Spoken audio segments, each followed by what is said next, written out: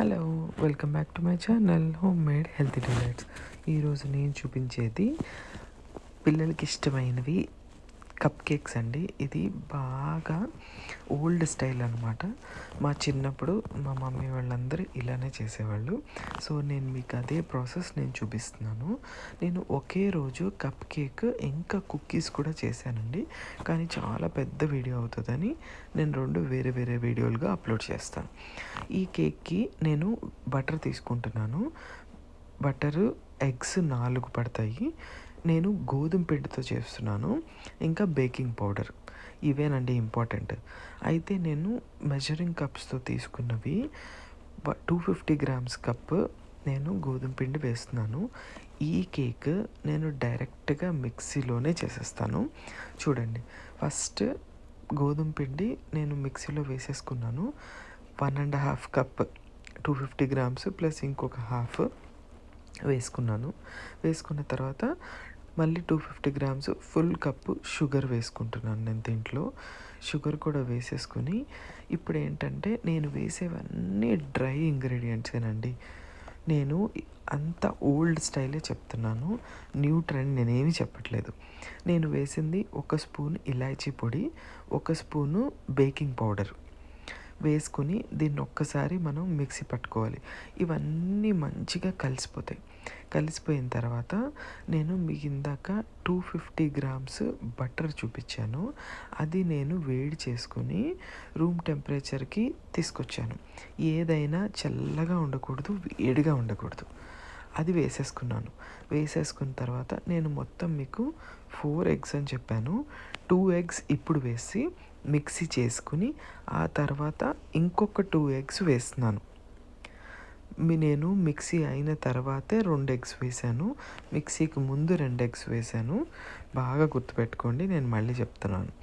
ఇప్పుడు మళ్ళీ దీన్ని కూడా మంచిగా నేను మిక్సీ పెట్టేసుకుంటాను. మిక్సీ పట్టేసుకున్న తర్వాత చక్కగా ఇది నార్మల్గా మనకి ఎలా వస్తుందో కేక్ బ్యాటర్ లాగా సేమ్ అలానే వచ్చేస్తుంది అనమాట.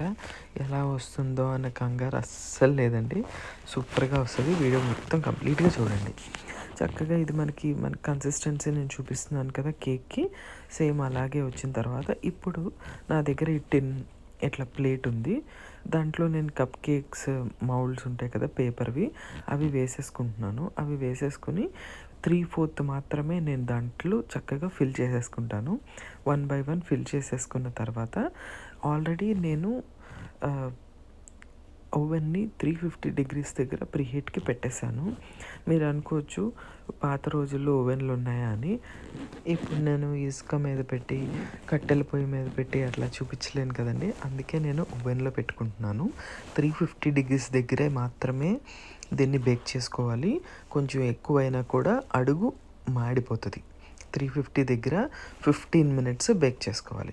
ఆ తర్వాత చాక్ కానీ ఏదన్నా తీసుకుని టూత్పిక్ కానీ ఒకసారి ఇన్సర్ట్ చేసి చూడండి, చక్కగా నీట్గా వచ్చేస్తుంది. నీట్గా వచ్చేస్తే మన కప్ కేక్స్ రెడీ అయిపోయినట్టే. చాలా అంటే చాలా ఫ్లఫీగా, చాలా టేస్టీగా, ఇప్పుడు మనం వాడుకునే బీటర్లని అవన్నీ ఏ అవసరం లేకుండా ఈజీగా ఈ కప్ కేకులు ట్రై చేయొచ్చు.